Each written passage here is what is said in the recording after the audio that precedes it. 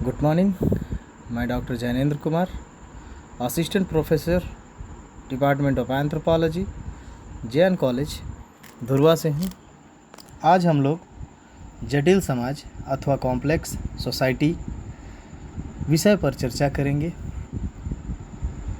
इसमें हम लोग आज देखेंगे कि जटिल समाज क्या है और इसकी अवधारणा एवं दृष्टिकोण क्या है। यह विषय सेमेस्टर 3 के C6 पेपर से संबंधित है। यह यूनिट 1 से संबंधित है।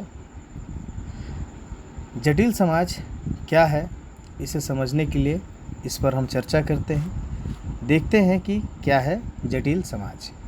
जटिल शब्द सरल शब्द का विपरीतार्थक है, अतः जटिल समाज की अवधारणा भी सरल समाज के विपरीत है।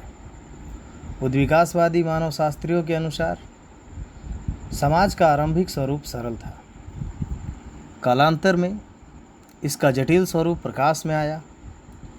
अतः जटिल समाज की अवधारणा एवं विशेषताओं को जानने के लिए सरल समाज की अवधारणा एवं उनकी विशेषताओं को समझना अनिवार्य होता है।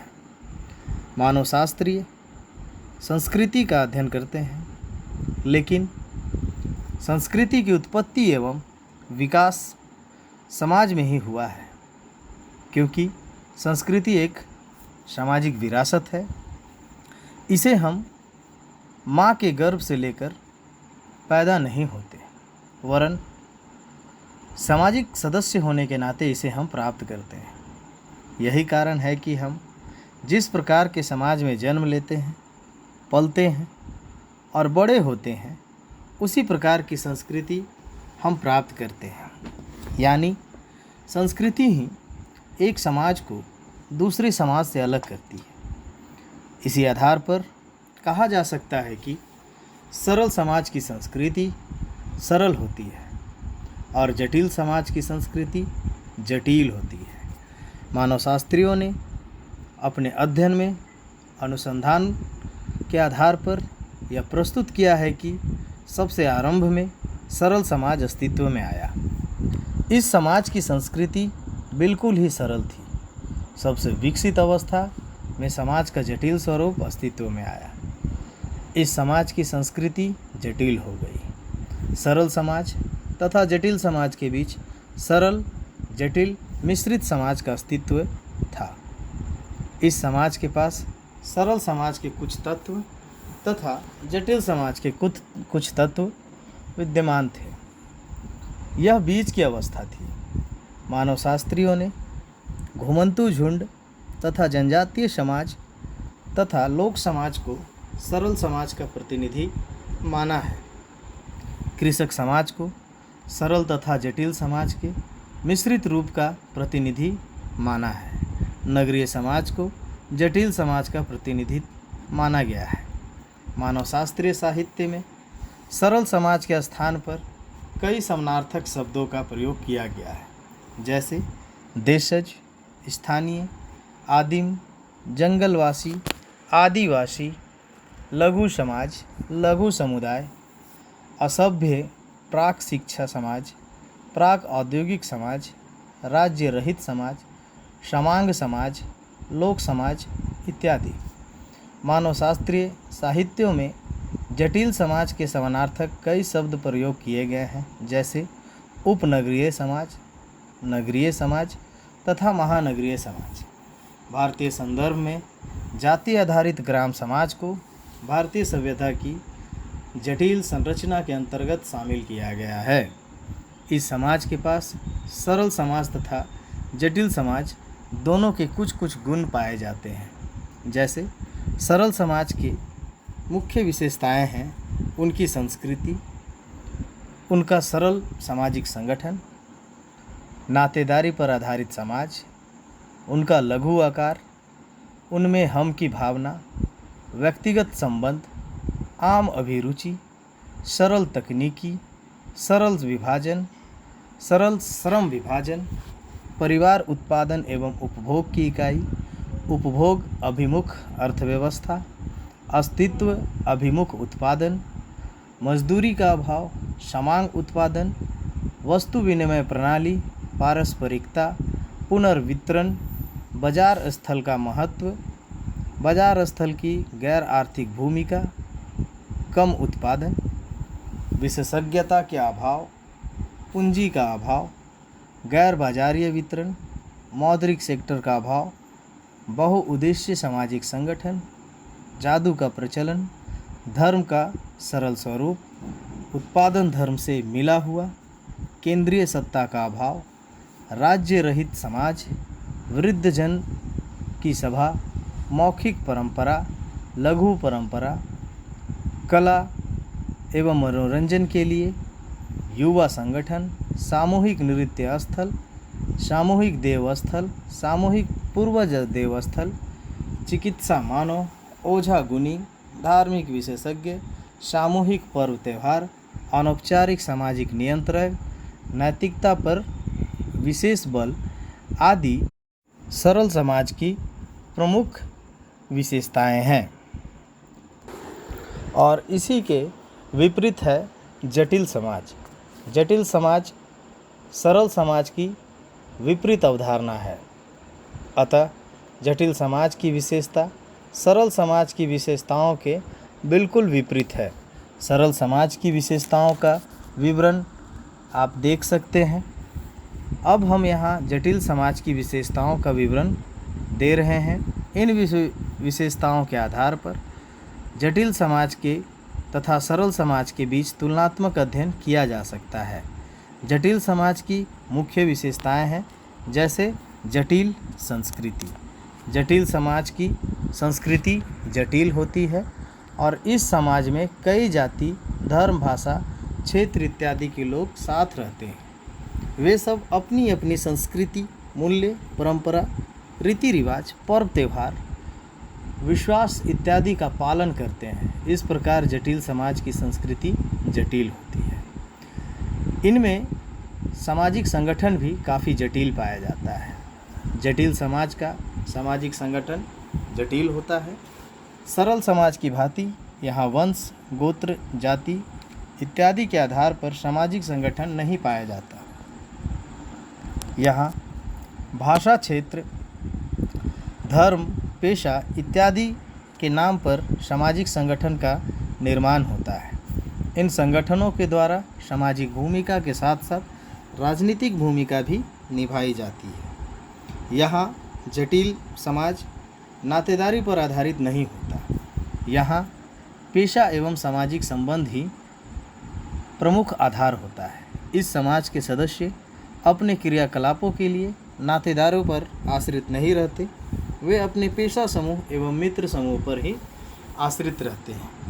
इनका आकार वृहत होता है और इनकी जनसंख्या एवं जनसंख्या घनत्व भी अधिक होता है। इस समाज के सदस्यों के बीच हम की भावना का अभाव पाया जाता है।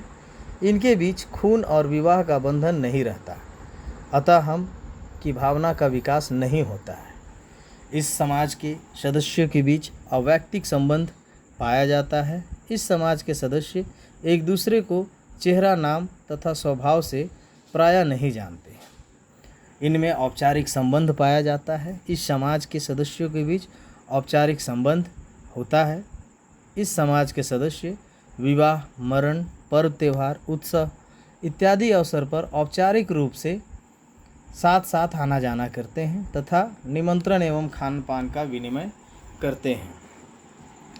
इनमें तकनीकी जटिल होती है। ये लोग जटिल अस्त्रों के प्रयोग से उत्पादन करते हैं। उन अस्त्रों के प्रयोग करने के लिए तकनीकी ज्ञान का होना अनिवार्य होता है। तकनीकी ज्ञान रखने के लिए ये लोग उन अस्त्रों का प्रयोग कर सकते हैं। अर्थव्यवस्था, कृषि कर्म या खाद्य संकलन एवं शिकार पर आश्रित नहीं होते हैं। यह उद्योग, व्यापार, बाजार, पेशा एवं सेवा पर आधारित होते हैं। इनमें श्रम विभाजन का जटिल स्वरूप भी पाया जाता है। यह श्रम विभाजन का आधार आयु तथा यौन न होकर विशेषज्ञता, कौशल, क्षमता एवं योग्यता तथा तकनीकी ज्ञान होता है। जटिल समाज में परिवार उत्पादन की इकाई न होकर उपभोग की इकाई होती है। इस समाज में परिवार के सभी सदस्य उत्पादन में भाग नहीं लेते, लेकिन सभी मिलजुल कर उपभोग करते हैं। जटिल समाज की तरह के विशेषज्ञ होते हैं। अपनी विशेषज्ञता के आधार पर ही वे अपने उत्पादन करते हैं अथवा श्रम को बेचते हैं। यहाँ गैर विशेषज्ञ लोगों की पूछ नहीं होती। इस समाज का उत्पादन बाजार अभिमुख होता है। यहाँ बाजार को ध्यान में रखकर ही उत्पादन किया जाता है। इस समाज में वितरण की जटिल व्यवस्था पाई जाती है। यहाँ परिवार के लोग उत्पादन में भाग नहीं लेते, अतः परिवार का जो सदस्य उत्पादन में भाग लेता है उसे भुगतान किया जाता है। अपनी मजदूरी अथवा भुगतान से ही वह अपने परिवार का भरण पोषण और आवश्यकताओं की पूर्ति करता है। इस समाज में बाजार सिद्धांत पाया जाता है। जटिल समाज के बाजार में वस्तुओं एवं सेवाओं के मूल्यों का निर्धारण बाजार में मांग एवं पूर्ति पर निर्भर करता है। यहाँ बाजार विशुद्ध आर्थिक संस्था होता है। इस समाज में पूर्ण रूप से बाजार पर निर्भर रहना पड़ता है। इस समाज के सदस्य अपनी समस्त इच्छाओं की पूर्ति हेतु बाजार पर ही निर्भर रहते हैं और वह स्वावलंबी होते हैं। इसमें धर्मनिरपेक्षता का प्रचलन पाया जाता है। जटिल समाज का व्यवहार धर्मनिरपेक्ष होता है। यहाँ सभी धर्म के लोग साथ साथ उत्पादन करते हैं तथा साथ साथ बाजार जाते हैं तथा साथ साथ खरीद बिक्री करते हैं। इस समाज का उत्पादन धर्म से मिला हुआ नहीं रहता है।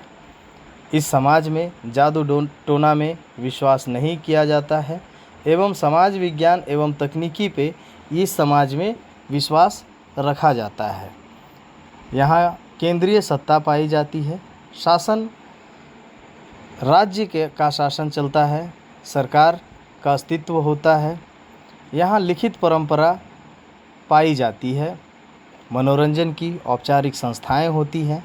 जटिल समाज में जैसे क्लब, सिनेमा घर, पार्क, दर्शनीय स्थल, पर्यटन स्थल, होटल, बाजार इत्यादि। सांप्रदायिक समूह अस्तित्व में बने रहते हैं। वैसे अलग अलग कॉलोनी में संप्रदाय समूह बनाए जाते हैं। इस समाज में मलिन बस्तियां भी पाई जाती है। यहाँ कई प्रकार के सामाजिक समस्याएं भी विद्यमान होती हैं। उदाहरण स्वरूप वेश्यावृत्ति का भी प्रचलन पाया जाता है। यह थी जटिल समाज की प्रमुख विशेषताएं। इस संबंध में मानवशास्त्रियों का दृष्टिकोण भी प्रमुख है। जटिल समाज की अवधारणा एवं विशेषताओं के अध्ययन के पश्चात हम लोग इस निष्कर्ष पर पहुंच चुके हैं कि जटिल समाज सरल समाज के बिल्कुल भिन्न है। जटिल समाज क्या है, यह किस प्रकार अस्तित्व में आया तथा इसका विकास कैसे हुआ, इस संबंध में ब्रिटिश मानवशास्त्रियों द्वारा अपने अपने विचार व्यक्त किए गए हैं। ब्रिटिश समाजशास्त्रियों तथा मानवशास्त्रियों ने उद्विकासवादी एडवर्ड बर्नेट टायलर के अनुसार जटिल समाज का निर्माण सभ्य अवस्था में हुआ। उन्होंने अपनी पुस्तक anthropology an introduction to the study of man and civilisation, जो 1881 में प्रकाशित हुई, उसमें यह विचार व्यक्त किया गया कि आरंभ में समाज एवं संस्कृति का स्वरूप सरल था। जैसे जैसे विकास होता गया, संस्कृति एवं समाज का स्वरूप जटिल होता गया। समाज एवं संस्कृति में सर्वाधिक जटिलता सभ्य अवस्था में आई। अरण्य अवस्था में समाज एवं संस्कृति का स्वरूप बहुत ही सरल था। असभ्य अवस्था में समाज एवं संस्कृति के स्वरूप में सरलता एवं जटिलता दोनों के मिश्रित रूप अस्तित्व में आए। लेकिन सभ्य अवस्था में समाज एवं संस्कृति का सबसे जटिल रूप अस्तित्व में आया। उनके अनुसार जटिल समाज का निर्माण एक ऐतिहासिक प्रक्रिया है तथा इसे ऐतिहासिक दृष्टिकोण के आधार पर ही समझा जा सकता है। सभ्य अवस्था में मानव जीवन के प्रत्येक क्षेत्र में व्यवस्था स्थापित हो गई थी। मानव नगर का निवासी बन गया था। धातु के काम करने वाले मिट्टी के बर्तन बनाने वाले तथा गैर कृषि कार्य से संबंधित व्यापार करने वाले कई विशेषज्ञ समूह अस्तित्व में आए। इस प्रकार गैर कृषि कार्य एवं व्यवसाय में लगे कई समूहों को एक स्थान पर रहने के कारण उस स्थान की जनसंख्या घनत्व अधिक हो गई। वृहत जनसंख्या पर नियंत्रण हेतु केंद्रीय सत्ता का विकास हुआ, नगर प्रशासन अस्तित्व में आया, अधिकारी वर्ग का उदय हुआ, नगर निगम अथवा नगर निर्माण योजनाएं बनाई गई। इस प्रकार जटिल सभ्यता एवं जटिल समाज का निर्माण हुआ है। इस संबंध में कई विद्वान ने अपने विचार प्रस्तुत किए हैं, जैसे जी.ई. स्मिथ ने अपनी पुस्तक द ओरिजिन ऑफ सिविलाइजेशन जो 1928 में प्रकाशित हुई, उन्होंने भी इस संबंध में अपने विचार प्रस्तुत किए हैं। वी गॉर्डन चाइल्ड ने भी अपनी पुस्तक सोशल एवोल्यूशन में इस संबंध में कृषि क्रांति, नगरीय क्रांति, औद्योगिक क्रांति आदि पर अपने विचार प्रस्तुत किए हैं। धन्यवाद।